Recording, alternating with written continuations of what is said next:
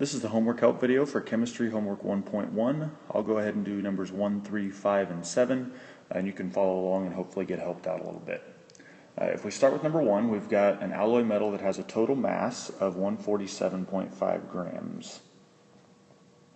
Total mass of 147.5 grams. And we know that the following metals are in the alloy. We've got 37.6 grams of aluminum. We've got 27.3 grams of zinc. We've got 48.7 grams of tungsten, and yes, the symbol for tungsten is W. And we've got 10 grams of copper. I don't know why they chose W for tungsten, but they did.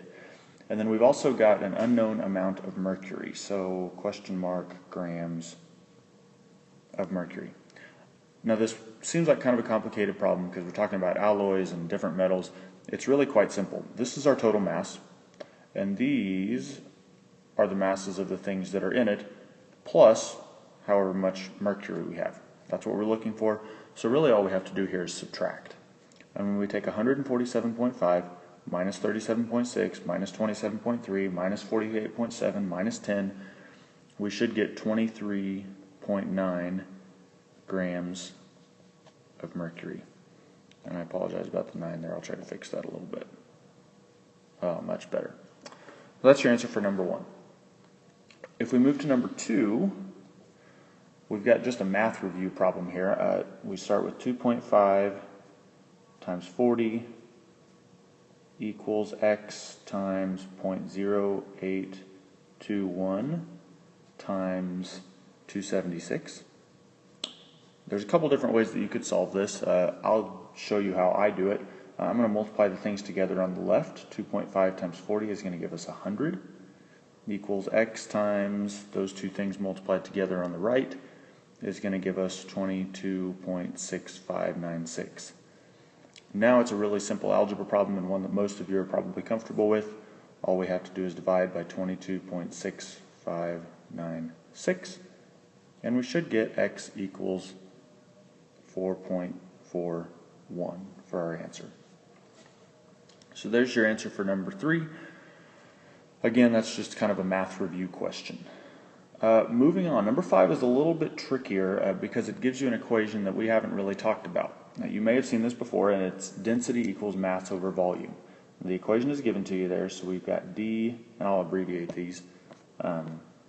We've got D equals M over V. Density equals mass over volume. I'll go ahead and do A and C here. On A, we have a volume and we have a mass. So we know that our density is what we're looking for, equals our mass, which it says is 6.93 grams, over our volume, which is 10 milliliters. All we have to do here is take 6.93 divided by 10, which is going to give us 0.693. And your units here are a little funky. It's actually grams per milliliter. And we'll talk about this a little bit more when you come back with the homework. But your answer there is density equals 6.93 grams per milliliter. On C, C is a little bit trickier, but not a lot. We've got a volume of 89 milliliters. We don't know our mass. And we have a density of 4.7 grams per milliliter. So we're going to plug this in a little bit differently. We've got 4.7 grams per milliliter equals a mass that we don't know over 89 milliliters. To solve this, all we're going to have to do is multiply. So we'll multiply by that 89, sorry about the handwriting, on both sides. And we should get for our mass 4.7 times 89, 418.3 grams. So that's your answer for 5C. Okay, the last one is probably the hardest, and I'll walk through this one with you also. But on this last one, and I'm going to do a little bit of erasing here so we have room. On this last one, we're still using density. We're still using mass divided by volume, but we have a block of lead that has dimensions 4.5 centimeters by 5.2 centimeters by 6 centimeters. So I'm going to, go ahead and draw a block you'll understand as we go on that I'm a wonderful artist. That's about the best block I can do. Now we've got 4.5 centimeters, and we'll just say that's right here, by 5 centimeters, by 6 centimeters. Oh, sorry, that was by 5.2. Let me correct that.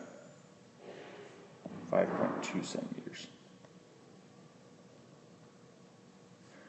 Okay, so that's the dimensions of our block. We also know that the block weighs or has a mass of 1,587 grams. And we're going to use that D equals M over V still. So we know our mass. That's awesome. We can check that one off. We're looking for our density, so we have to find our volume somehow. Some of you may know this, some of you may not, but most of you probably know that if you wanted to find the area of a square, you would take the length times the width. If you wanted to find the volume of a cube or a block, you take the length times the width times the height. And I know I didn't really do that in order, but you take the three sides and multiply them all together. So we'll find the volume of this whole cube here. So we're just going to multiply 6.0 times 5.2 times 4.5. When we do that, our volume equals 140.4 centimeters cubed. And that's the units that we'll use here. So we're going to plug this right in there. And remember, that's our length times our width times our height. So to plug our equation in, we're going to have 1,587 grams divided by 140.4 centimeters cubed equals 11.3 grams per centimeter cubed. And that is your density. I hope that helped. Go ahead and bring the rest of that homework to class tomorrow and get your automatic 2 points. Thanks.